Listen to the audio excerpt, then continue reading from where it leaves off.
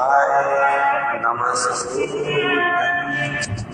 बुधवार की प्रदोष पड़ती है तो शिव रजत भवन में निवास करते हैं। बुधवार की प्रदोष कामना की पूर्ति करते हैं। सब जगह भटक ली है। शिव महापुराण के अंदर लिखा है, श्री शिवाय नमस्तुभ्यम बोलने वाले के मुख का दर्शन कर लो तो 1000 अश्वमेध यज्ञ का फल मिल जाता है। तो श्री शिवाय नमस्तुभ्यम बोलकर जब ये इतने जाते होंगे, इनके चरण की जब धूल उड़ती होगी तो हमारे परिवार का और हमारा कल्याण और गांव का कल्याण तो वैसे ही हो जाए। 4 बजे से 7 बजे तक शिव के भ्रमण का समय बताया है शाम को। तो 7 बजे से लेकर फिर रात्रि 9 बजे तक लक्ष्मी और दरिद्रता फिर भ्रमण पर जाते हैं। इनका एक समय निश्चित है महाराज। भ्रमण कर कर आ जाना। अब इस बीच में जब लक्ष्मी और दरिद्रता दोनों निकल कर जा रही हैं तो दोनों एक भाव रख कर जाती हैं कि आज हमको कहां प्रवेश करना है।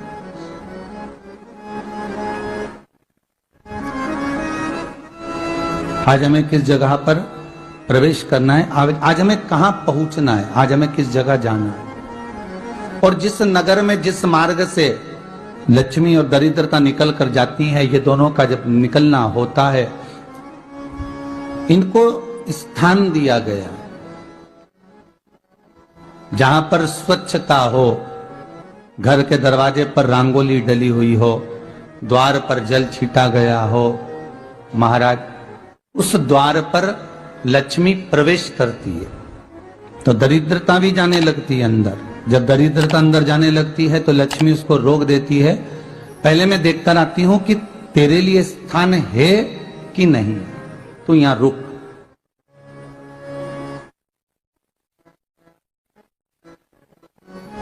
कुछ देर तक दरिद्रता बाहर खड़ी रहती है और लक्ष्मी जी की बड़ी बहन जब दरिद्रता बार बार अंदर जाने का प्रयास करती है तो लक्ष्मी जी कहती हैं, जीजी तू इतनी बड़ी होकर तुझे मालूम है तू तेरा सम्मान होना चाहिए, आदर होना चाहिए, और तू अंदर चली जा और कोई तेरा सम्मान ना करे तो कितना बुरा लगेगा, इसलिए तू बाहर खड़ी रहे। मैं अभी आई। अंदर जाती है और जब लक्ष्मी जी भ्रमण कर लेती हैं, अंदर प्रवेश कर कर आती हैं और प्रवेश कर कर आती हैं तो दरिद्रता पूछती है चले अंदर। तो लक्ष्मी जी कहती हैं, तुझे मालूम नहीं है क्या जीजी कि जिस घर में मैं प्रवेश कर जाती हूं उस घर में फिर दरिद्रता नहीं जा सकती, क्योंकि ये तेरा वचन था, ये तेरा वचन था। अपन दोनों का जब मंगल विवाह हुआ था, मेरा विवाह जब नारायण के साथ में हुआ और तुम्हारा विवाह जब दुस्साह मुनि के साथ हुआ, दरिद्रता का विवाह दुस्साह मुनि के साथ हुआ। जब अपना दोनों का विवाह हुआ था तो अपन दोनों ने एक वादा करा था कि जिस घर में लक्ष्मी प्रवेश कर जाएगी उस दिन फिर दरिद्रता नहीं जाएगी, और जिस घर में दरिद्रता प्रवेश कर जाएगी उस घर में फिर लक्ष्मी नहीं जाएगी।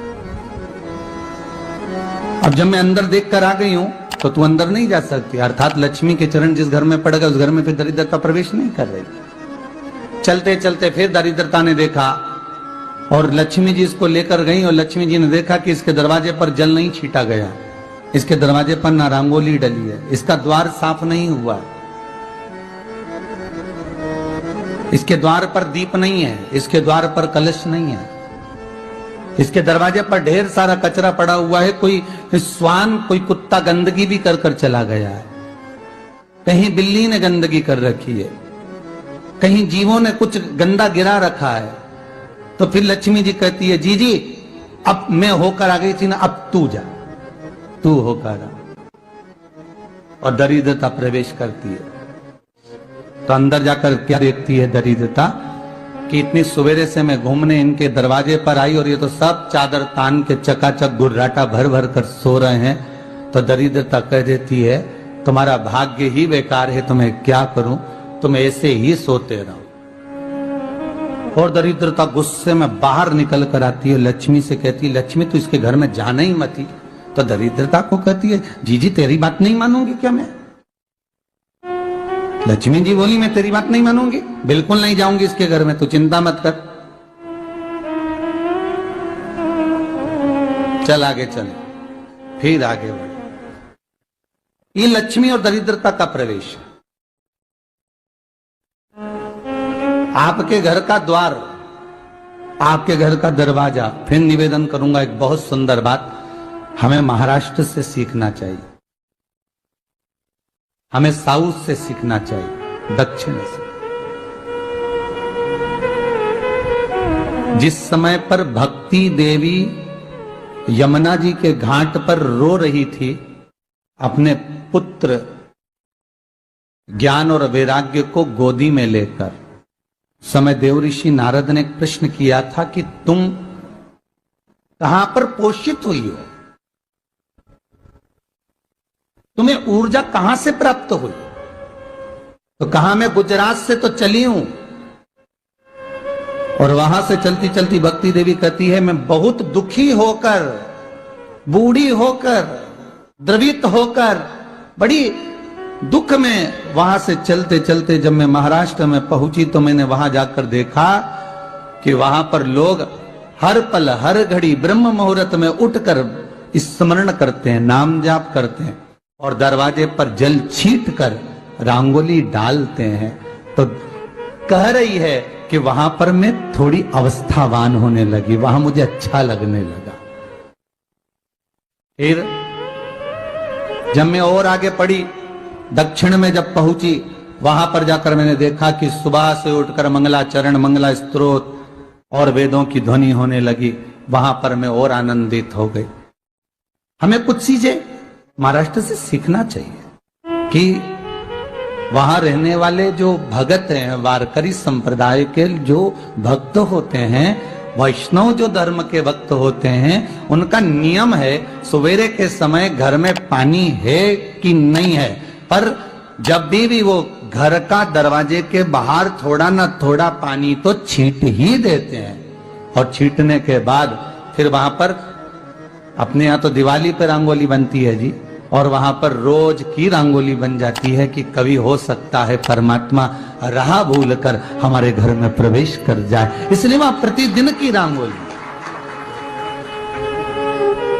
प्रतिदिन।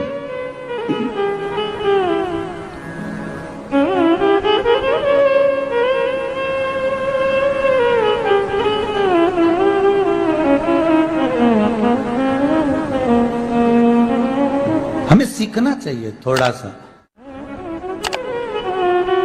आज के जमाने में तो बहू अपने कमरे की झाड़ू लगा ले, वो ही बहुत बड़ी बात है। हो खड़ी खड़ी बहू ये देखती रहेगी कि नौकरानी सही से झाड़ू लगा रही, वहां से लगा के लाओ, इधर से हेड के ले जाओ, वहां से कचरा सोरो, वहां से पोछा लगाओ। खड़ी रहेगी, उंगली से बताती रहेगी, पर इतना नहीं बनेगा कि सेविका से, नौकरानी से, दासी से कह दे कि तू मम्मी पापा के कमरे की लगा ले, मैं मेरे कमरे की लगा लूंगी, तू जा उधर। थोड़ा दया का भाव अगर होता तो उसके मन में भी आता कि मेरी बड़ी सेठानी तो अपनी जगह पर है, पर छोटी तो सेठानी की भी बड़ी सेठानी है जो मुझ पर करुणा करती रहती है। पर बड़ी तो कहे कि बेटा रहने दे, तू उधर ले जा, जब भाभी के कमरे में देख ले जा, उसके बच्चों का बड़ा फैलारा रहता ना, तू उधर देख ले जा, तो जरा उधर, मां उधर भेज रही है।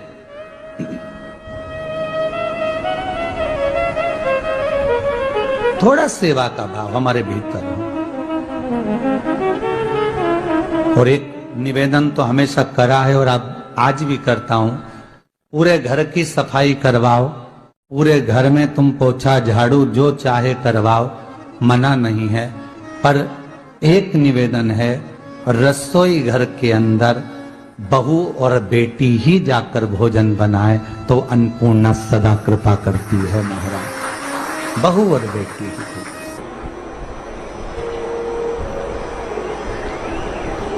फिर एक कहीं ऐसी जगह मिल जाती है जहां ठोका और वो खींच चली, कपड़े तंग, बार बार प्रयास करा, हिम्मत नहीं आ रही, आपने कहा कि